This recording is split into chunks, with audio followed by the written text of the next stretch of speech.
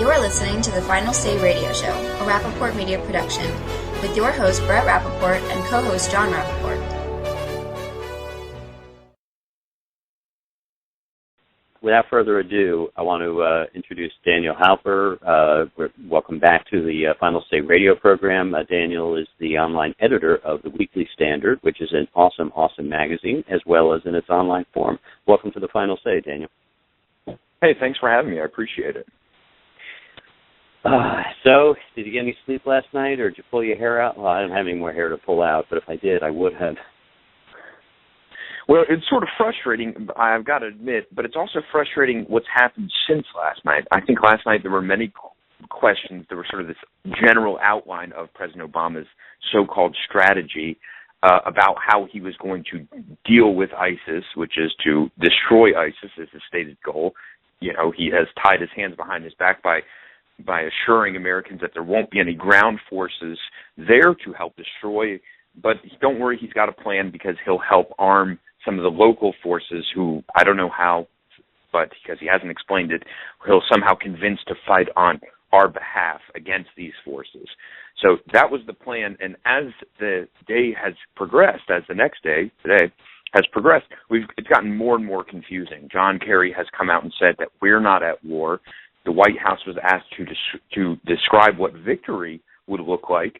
They said, I'm not even kidding, that he doesn't have his dictionary with him, so he can't define what victory would be against ISIS. So we don't really know what's going on. We don't really know. We know that Obama can give a speech. We don't really know that he can carry through on this speech. He hasn't shown that many times, and I guess we'll just have to wait and see. Well, I would say that if you really want to understand what leadership is all about, you have to understand and appreciate who's following you, or are they running away from you. The fact that he came out here in the first place last night appeared to be not because he recognized and understood a massive existential clash of civilization threat might yet again be manifesting itself close to our shores, but instead his party was, forget the fact that our allies are running away as fast as I can, his party was running away from them, and that was part of my concern about the whole speech. Even though I felt he spoke a little bit more powerfully than he did in most of his other recent speeches, which were almost like just taking a quick breather from swinging the golf club, I believe everybody watching understood he was forced to make the speech, and that including our allies. Yeah, well, what's worse is I called somebody on the Hill, Capitol Hill, a good source of mine, to ask him what he thought, and he brought up the possibility that this was all with 2014 midterm elections in mind, that it's because President Obama has been all over the place saying that ISIS isn't a threat, that they're a JV squad, and then saying that arming the rebels wouldn't be good, but now he wants us to arm the rebels. And, you know, all these, since he's sort of been all over the map and contradicting himself at any given time, it leads some to believe that at this moment he's coming to this conclusion solely for political reasons, and that the only thing he has in mind is the 2014 election, perhaps also the 2016 election. And victory in the election is what he's after, not victory over these jihadists. That would be incredibly troubling if true. Obviously, we don't know what's in President Obama's mind. We just know the facts are he's been all over the place, and he's not really consistent. So there are a lot of questions. There's a lot of hand-wringing. I think when people see sort of an inauthenticity in their politicians and in their leaders, they begin to get weary. And we've been hearing the words war-weary a lot. I would suggest the weariness is really in the leadership, and we don't really know where this president is leading us. So how can we all sort of get in line and get behind somebody who we think is lost? So if you think about war weariness, before you came on, I was making some comparisons. We're 13 years removed now from the start, not the start by a long shot, but the start of what many Americans think of as the start to this war, which was 9/11. You know, it actually started, as you know, in 1979 and even before then. But if you go back to the fundamental problem as I see it, 3 times we could have already fought and accomplished everything we did in World War II, and yet in 13 years we are still not willing to fess up to the fact that this is an ideological war, and it doesn't matter how many ISIS or how many Talibans we physically dismantle or blow up. unless we accept the fact that and head off the ideological war, we will be, our great-great-grandchildren might be fighting the same battle, only at some point we won't win. Yeah, I mean, listen, I would suggest that President Bush understood that much more clearly than our current president. And I say that for this reason. His goal wasn't just to get rid of al-Qaeda and the Taliban and Saddam Hussein and all these bad actors on the international stage. His plan was to sort of reshape Afghanistan and Iraq into more viable countries, more democratic countries, with the belief that democracy would sort of pacify these people and not make them into such cold-blooded killers. We know that it hasn't worked out perfectly. I think people who believed in his strategy, in President Bush's strategy, would make the case that we sort of left too soon, that we got into good position where we could hold it for a while, and perhaps the region would look differently over a certain number of years. But we sort of gave up too soon. We had all this. We did all the hard fighting. We had lost of treasure and more importantly of lives. And then for what? And then for us to just leave and not try to restructure the region in a way that better suited our own national interests. So I think you're right that it's a big struggle, that it's a civilizational struggle. But I also think that, therefore, it does require a certain amount of time. And I think, we'll keep coming back to it until we do it right, not because we want to, but because we'll have to. And I think ISIS now is a reminder that we don't want to, but we have to. Yeah, Daniel, those are excellent points. And I would add this. I was watching a replay of something that George W. Bush had spoken to us about. I think it was June or July of 2007, and he warned of what could possibly happen in Iraq had we pulled out too early, too soon, and not left the proper things in place. And it turned out he was absolutely correct. He said, the same way that these bad guys formed in Afghanistan and came under the help or protection of the Taliban, if you will, they will simply move to and occupy Iraq. And he was absolutely right. There's nothing in my mind would tell me that the Barack Obama running for president and then his administration throughout the beginning of the first term when they're going under any kind of advisement, there's no way they weren't told about the potential threats and some of the strategies that were followed and the things that could happen if you don't take certain steps. And I think it's an absolute failure during this current administration that has led to the things that we're now again dealing with. Now, that being said, I think the Mideast has been a mess for a long time. It's always going to be a mess, and we may always be dealing with these issues. But I think when we saw the president take to the floor again last night, Daniel, and tell us about his strategy, I agree with you. How do you put forth a strategy where you say, we're going to put our arms behind the back and handcuff ourselves before we even get started, but here's our strategy? Number two, how do you tell the world that, hey, this is our plan? I mean, you could simply say, we're not going to allow ISIS to continue to exist. We're going to come after you. We're not telling you how and where and why and what we're using.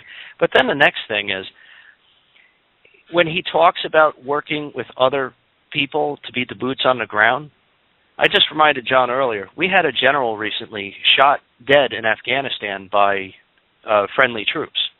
Who's to say what we wouldn't face cooperating with some of these militias or groups that we really don't know all that much about? I think these are huge problems and issues that really need to be addressed and discussed. And I guess the thing is, and you said it yourself, is this political, or are we really looking out for the best possible methods and things we could be doing?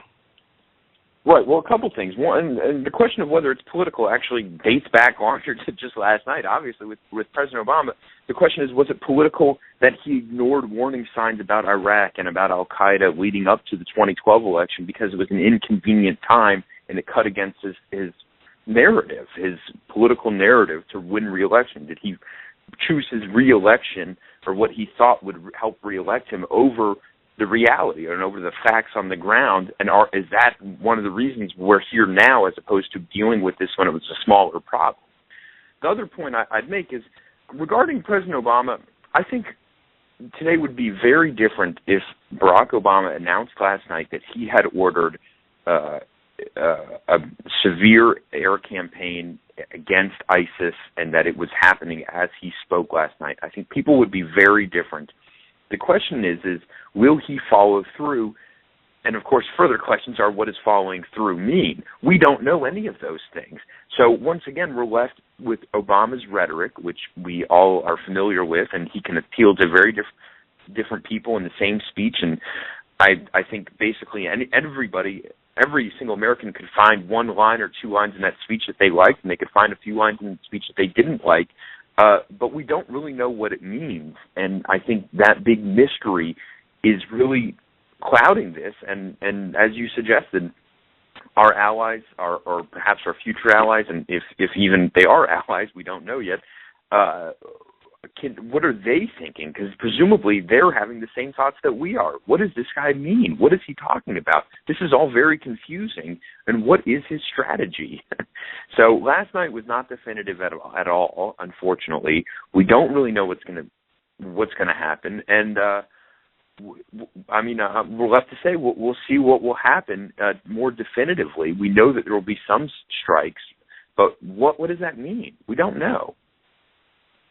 Those are important points. I want to add a couple more to the mix here. It doesn't matter what your core quote. Let's pretend, given the benefit of the doubt, and argue that there was actually a strategy hidden in there. If you try to win a war without really putting all the right pieces together, you simply will not win. And so one of those to me is energy policy. Immediately before you came on, that's exactly what we're speaking about. Without an efficient energy policy, we are fueling with endless amounts of cash, and have been for decades, who want essentially to destroy our way of life. And we know that because they don't allow our way of life. I mean, our troops could be defending Saudi soil, and even the quote-unquote friendly Saudis wouldn't allow a Bible in a troop's hand who may or may not be alive the next day. Economically, and this ties to energy policy as well, but economically, banking and finance. Also, our military and defense policy, how much we spend, what are our strategic goals, et cetera. And the last is geopolitically. I mean, we created and we still fund the UN, and I believe the UN has literally become a tool for the uncivilized man to neuter the civilized man, and we allow it. We allow it with our dollars, we allow it on our soil, and we allow it in spirit, as though we pretend that this is not happening right before our very eyes. Right. Well, it's sad. We haven't been doing ourselves many favors in the international realm recently, and that's too bad. I mean, we end up paying the consequences. Things end up getting worse, and other conflicts where we didn't have clear-cut missions and we didn't, put the resources necessary right away have ended up turning into bad situations. You think of places like Vietnam and Korea. Those didn't have to be the wars that they became. The problem is when you don't set out to win the war immediately and as fast and as best you can, you end up paying the price. And I think that's what we're seeing right now. And it's troubling, for sure. I would say this, Daniel. I think what is most troubling to me, and it's unfortunate, is that times like this, and when this nation and our allies are facing such a serious threat and people are dying, I mean, this is a threat to people of all types throughout the Middle East and other places and here at home even. And instead of having to look at the words of the president and find the faults that we see in the statements that he has, and a lot of it is his fault. I mean, it's because it's his policies and his past performance that make us feel this way. I would love to be able to say, I stand behind this president, let's go get him. But it's almost impossible because, like you said earlier, you feel like, is this just another speech with no action? Will there be action? I mean, we'll find out. But until we do, you have no idea what's really going to come as a result of what he said last night. So I think, I think we can both agree that it was a wasted opportunity. Perhaps not fully, but certainly in part it was wasted, and he didn't achieve the objective I think he set out to achieve, or that he should have set out to achieve. And I think that's going to be a problem. I think he's going to try to do this with the lightest pinpoint precision that he can, and militarily. And what's weird about it is that his own administration, John Kerry, you remember he had that hot mic moment a couple months ago mocking the Israelis for their pinpoint operations in Gaza. So it's going to end up turning into exactly what they mock, and they're not going to get their own results from this. So I don't really see that there's a strategy, and unless it's just so sophisticated that, stupid people like me just aren't able to latch onto it, I don't really see what he's doing here. But what he is doing doesn't make sense at all. Boy, you would be in good company then in the stupid people, because some of the greatest minds around the world are scratching their heads wondering, well, what is the strategy?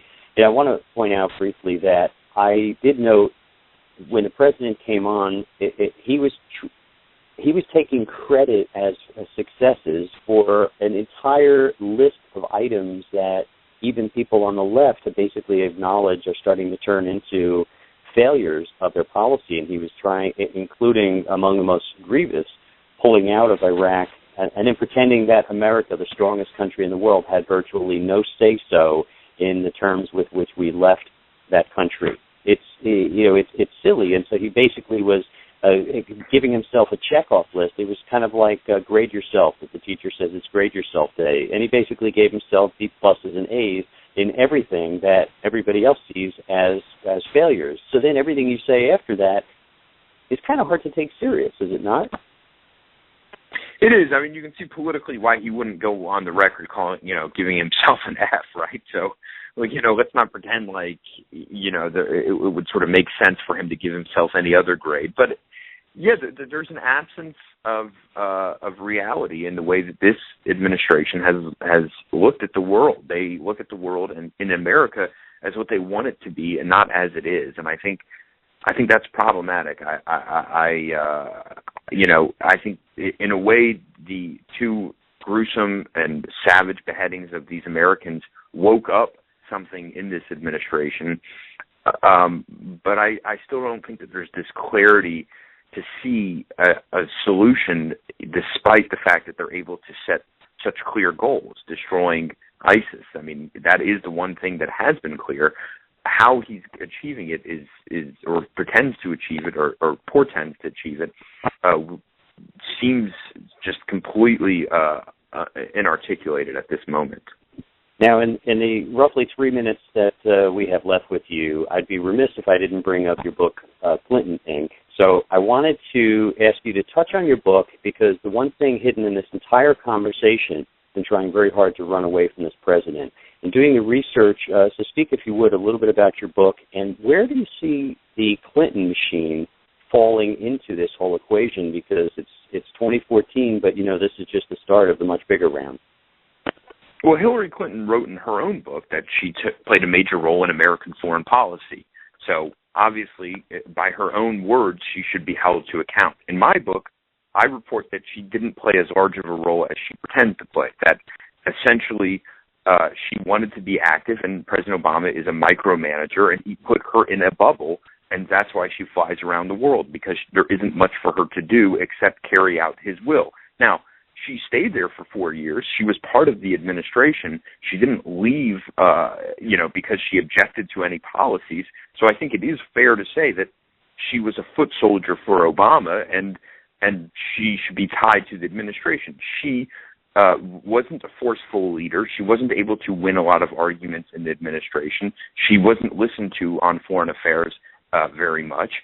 So maybe that speaks better for her, but probably not. It doesn't speak that she had a great vision. It just speaks that this isn't necessarily her vision being carried out at every turn. This is Obama's vision. What her vision is, we don't know. I think she'll stick her finger in the wind.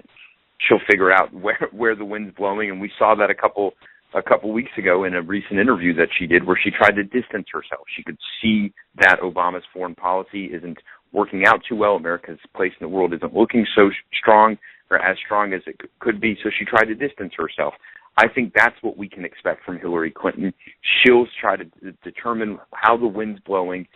Notice she's been silent the last couple of days on this policy issue. She wants to see the polling before she gets out ahead of it. Oh, I'm so glad that you said that. I was just thinking in my mind, she's been very quiet, and there's always a good reason, because they look, I think they are very talented politically, the Clintons. I mean, they have been very successful in that area. Have they been right on the policy? I mean, we could argue all day long that they haven't. But I'll finish up with this, and then I'll let you comment. We could give an A to Barack Obama, or the Clintons for that matter, in one area. They give us plenty to talk about, and they keep us very busy, and I guess that's a good thing. Everything else they do is not so good. I was able to write a whole book about her. Look, Hillary, yes, they're excellent at politics. That's why I wrote about them. I think they help explain how American politics is. And the truth is, Hillary Clinton, over her long career, has taken so many different issues that she's been right a couple times, but she's also contradicted herself a number of times. So, right, which time on which issue and which moment of time are you talking about here? So, we'll see how the campaign plays out. I think, again, I do think she bears some responsibility for the Obama administration's foreign policy because she was there, but not, this is Obama's foreign policy, for better or for worse. Let's not distort the facts for our own political viewpoints. Right, and that's a great statement, Daniel. If you take both sides of every issue, you're going to be right at least 50% of the time at some point. Yeah. Anyway, Daniel Halper, thank you so much. We really appreciate it. By the way, folks, do him a big favor because he does such great work. But if you go to Amazon, go order a copy of his book, Clinton Inc., and, of course, at the Weekly Standard, you can follow all the things that he's working on. Daniel, thank you so much. We appreciate it. Thank you. All right, take care.